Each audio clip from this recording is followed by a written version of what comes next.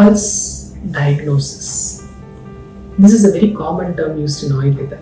Alright? Prakruti, Vikruti, pulse diagnosis. And this pulse diagnosis goes on a very traditional approach. Do you know something? What is the right time to do a pulse diagnosis? Have you ever heard of this? The best time to do a pulse diagnosis is the early morning in empty stomach. How many of us can reach the doctor at that time? And how many Ayurveda doctors are ready to do the pulse diagnosis at that time in the early morning hours, maybe even 6 o'clock or 7 o'clock? It's going to be difficult.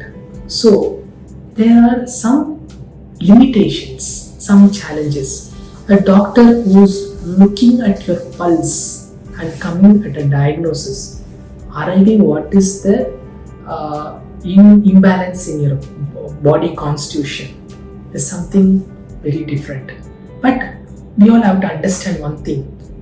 An experienced Ayurvedic doctor, just by merely looking at an individual and listening to his problems, he can come to a pulse diagnosis. He can understand what his body constitution made up of it.